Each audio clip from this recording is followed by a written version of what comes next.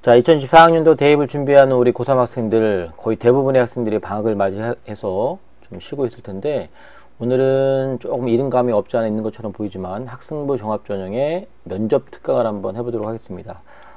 다음 주 월요일부터 시작되는 학교 내에서의 면접 특강의 기본적인 수업 아닌데 같이 한번 공유하도록 하겠습니다. 예년 같았으면 이 시기는 한창 자기소개서를 작성하는 시기일 겁니다. 겁에 질린 수많은 학생들, 학부모님들은 아마 사교육으로 나가서 비싸게 돈 주고 컨설팅을 받고 그 다음에 3년간 한 활동이 없는데도 불구하고 자기소개서를 멋들어지게 쓰기 위해서 엄청난 골머리를 쏟던 그런 시기가 작년까지 있었는데, 올해부터는 자기소개서 자체가 폐지가 되었기 때문에 액면 그대로 우리에게 주어진 서류는 학생부 학교생활기록부 하나밖에 남아있지 않죠. 서류형으로 뽑는 학생부 종합전형은 우리가 할 수 있는 방법이, 변화시킬 수 있는 방법이 하나도 없는 반면에, 이제 면접을 통해서 2단계 단계형으로 실시하는 그러한 종합전형은 면접이라고 하는 또 하나의 변수가 있기 때문에 미리미리 준비해 놓고, 그리고 우리가 기다리고 있으면 분명히 기회가 올 거다. 그리고 면접 특강하는 과정에서 우리가 학생부를 다시 한번 꼼꼼히 볼 수 있는 기회가 있기 때문에 내가 9월달에 원서 접수할 때 종합전형에 쓰는 게 맞는지 안 맞는지 이것도 판단할 수 있을 것 같습니다.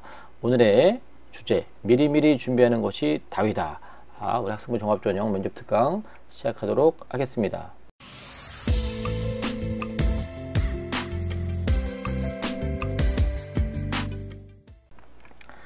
자, 기본적으로 학생부 종합전형의 면접의 특징은, 자, 서류 확인형 면접입니다.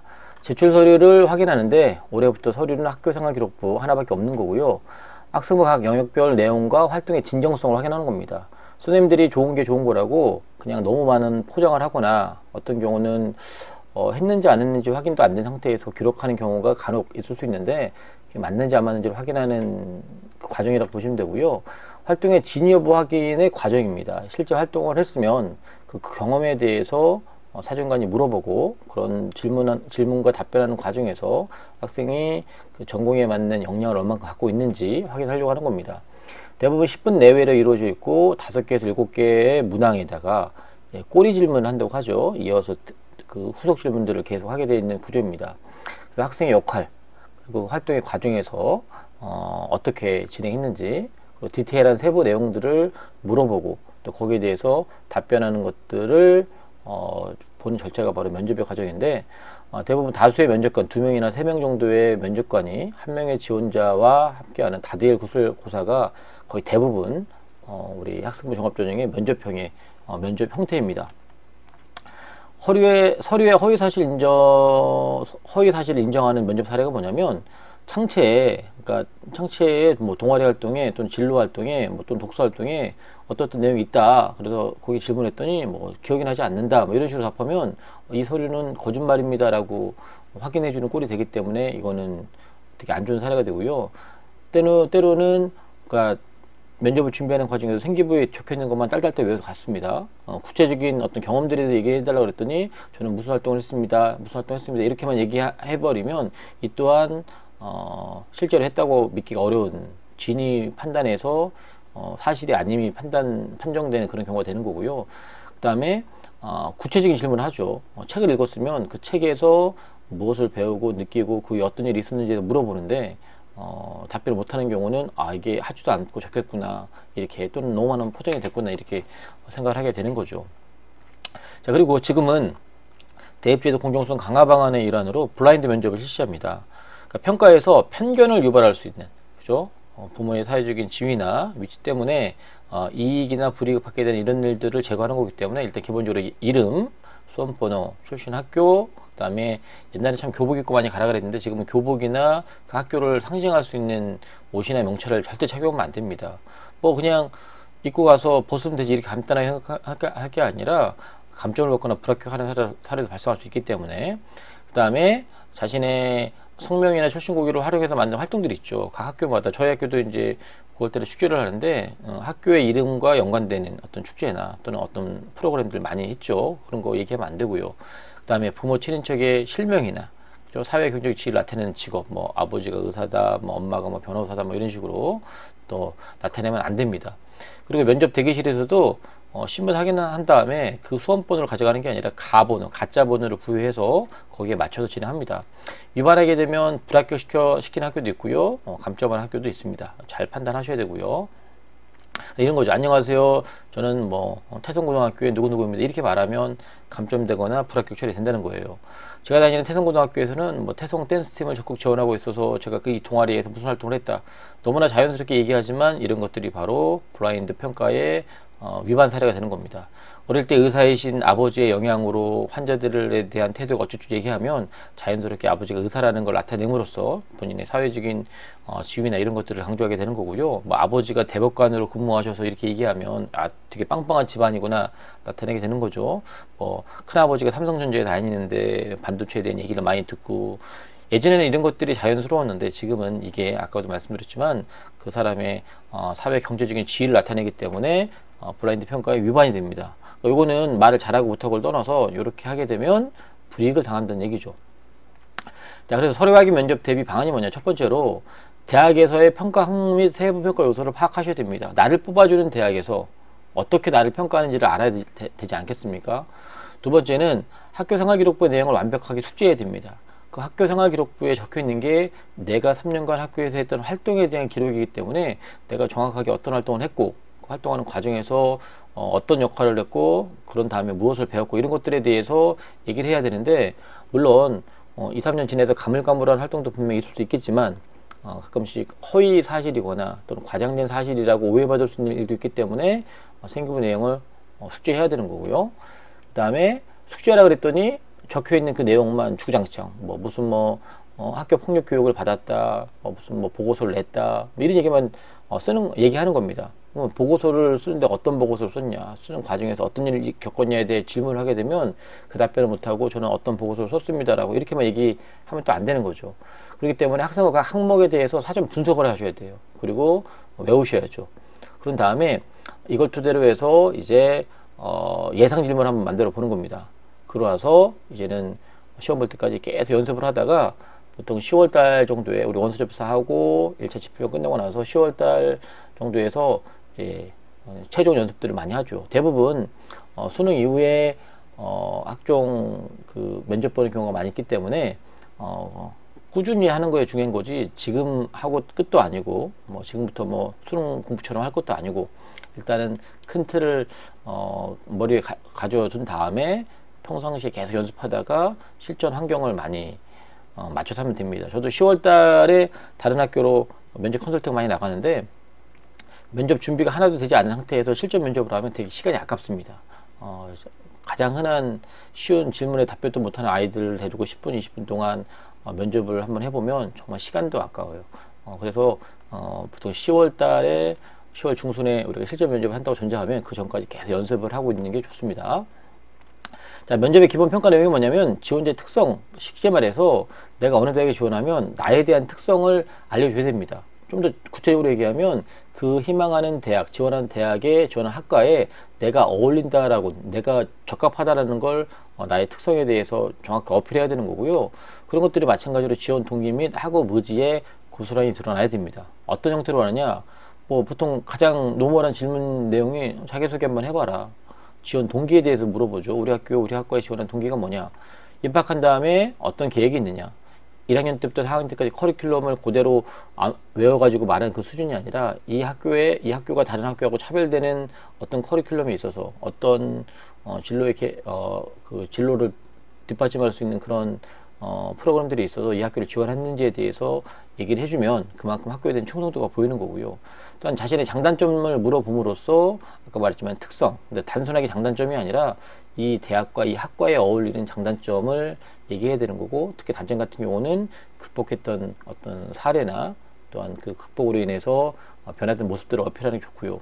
존경하는 인물도 뜬금없이 어떤 지원자의 뜬금없는 어떤 존경하는 인물에 대한 얘기가 아니라 자기 진로와 연관시켜서 자기 영향을 줬던 그 인물에 대한 얘기를 하면 좋을 것 같고, 좋아하는 과목과 싫어하는 과목도 마찬가지로 여러분들의 특성을 나타낼 수 있는 질문지가 되는데 마찬가지로 지원하는 학과에 맞춰서 준비하면 좋을 것 같고요. 그리고 마지막으로 하고 싶은 말도 거의 모든 대학에서 한 번 정도는 물어보는 답변인데 이것도 준비해 가야 됩니다. 그래서 이전에 질문지에 대해서 좀 뭔가 놓친 게 있으면 그걸 만회하거나 아니면 정말로 핵심적인 뭔가를 준비해서 이렇게 자기를 어필할 수 있는 그런 말들을 해야 되는데, 이 모든 것들이 아까도 말했지만 지원자의 특성과 그 다음에 지원하는 학과에 대해서, 모집 단위에 대해서 본인을 어필할 수 있는 그런 답변들로 좀 준비를 하시면 좋습니다. 학생 발동을 분석을 할 텐데요. 뭐 가장 많은 부분을 할애하는 게 세특이죠. 그리고 우리 창시에서 자율진로 동아리, 예전엔 자동 봉진이라 했는데, 봉사 같은 경우는 올해부터 개인별 봉사, 학교 밖에서 하는 봉사들은 대학에 보내지지 않기 때문에 기본적으로 자율진로 동아리인데, 동아리는 전공 관련돼서 상당히 중요한 역할을 하는 거고요. 자율과 진로는 학년 또는 학급 특색 사업의 이름으로 되게 많이, 특히나 자율활동에서 탐구 보고서에 이런 활동들을 많이 합니다.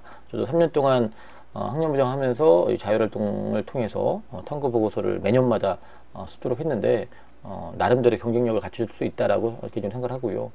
행동 특성 및 특기사항이고, 행발 같은 경우도 종합의견, 특성 종합의견 같은 경우도 어떻게 보면 교사들이 예전에 썼던 추천서 역할을 충분히 하고 있는 거고요.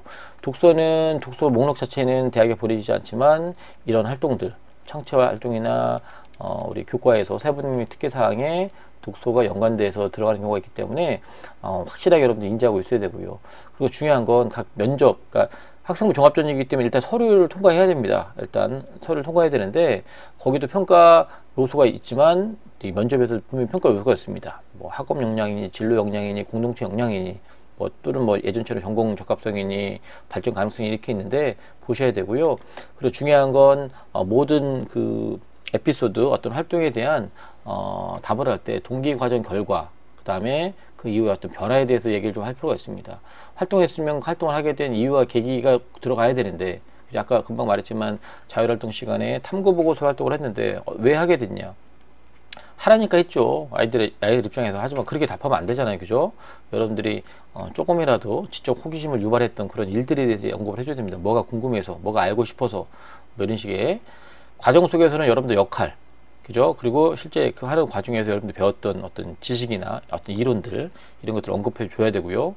그리고 그 결과, 뭘 배웠고, 뭘 느꼈고, 또 뭘 놓쳤고, 그리고 뭘 보완해야 되고, 이런 것들을 얘기하고, 그 이후에 발전된 모습까지 연관시켜서, 여러분들이 앞으로 진로와 연관시켜서 발전의 방향성까지 얘기해 주면 아주 완벽한 답변이 될 수 있습니다.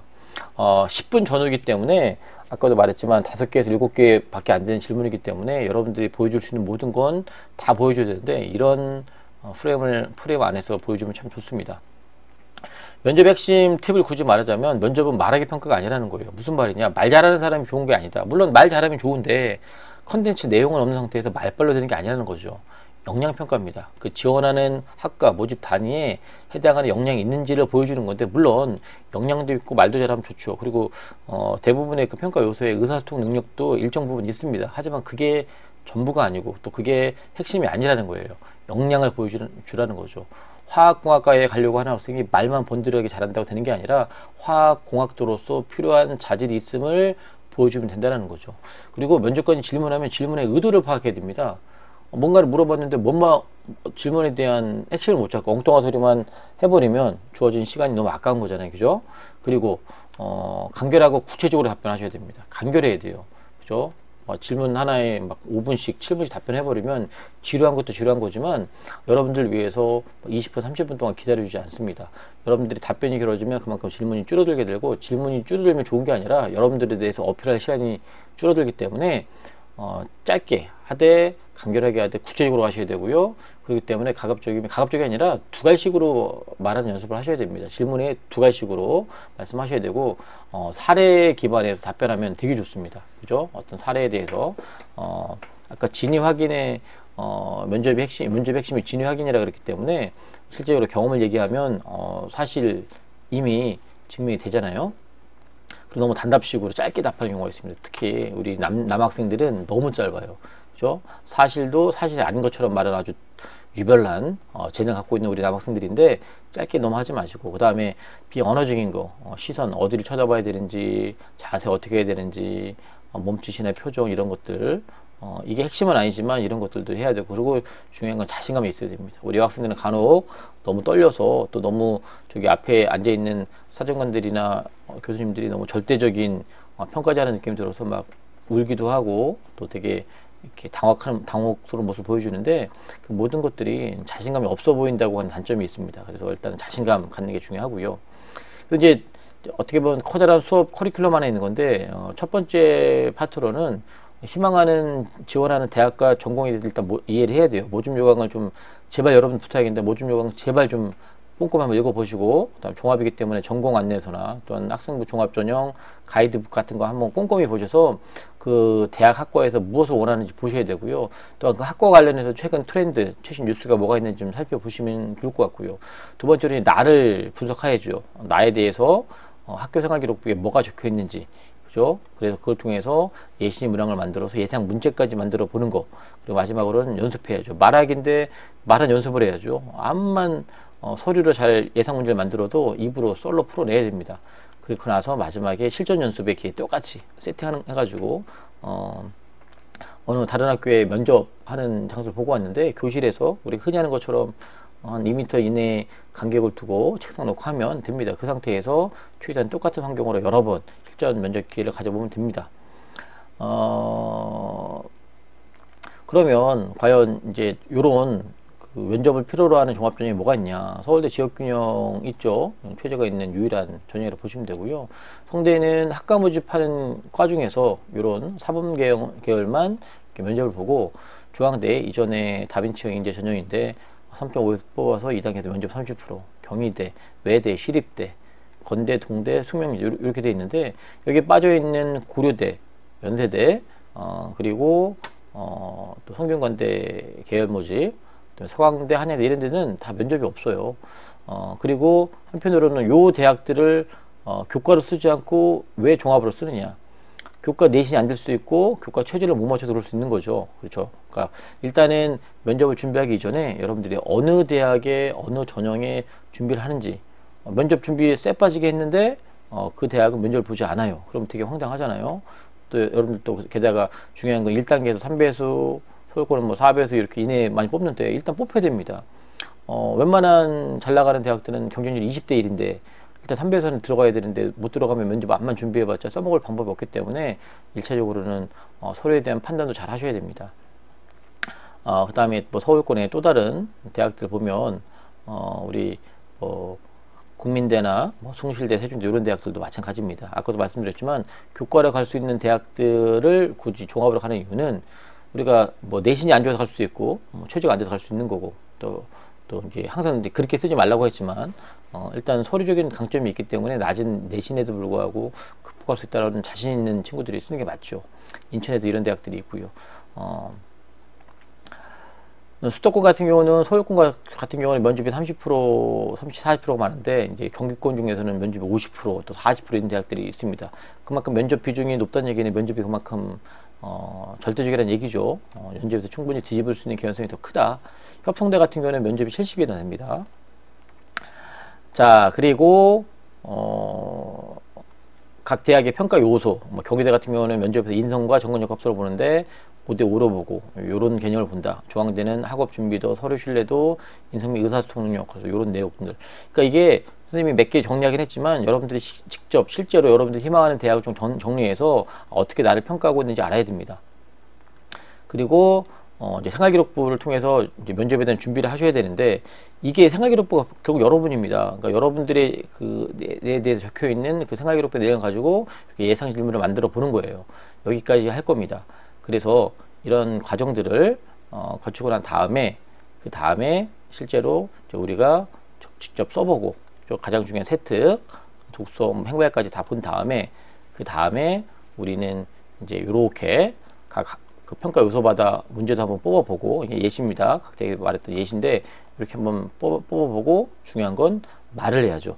그죠? 말을 할 겁니다. 그래서 이런 활동을 하면서 실제적으로 이제 이런 활동지를 제가 직접 만들어서 우리 아이들로 하여금 한번 해보려고 합니다. 열심히 면접 준비했는데 1단계 통과 못하면 참 마음이 아프겠지만, 일단은 서류가 어필 되는지 안 되는지만 확인해도 내가 종합전형을 지원 원서에 쓸지 안 쓸지를 분간하는 데 큰 의미가 있을 거라고 생각합니다. 학교마다 사정이 다르겠지만 우리 여름방학을 맞이하는 우리 고3 학생들 수능 최저 준비하는 게 가장 핵심이고요. 정시 준비하는 것도 핵심입니다. 하지만 간간히 시간 내서 이런 학종에 대한 면접에 대한 준비도 하는 것도 좋다고 생각합니다. 다음에 더 유익한 알찬 영상으로 만나 뵙도록 하겠습니다. 더위 먹지 마세요.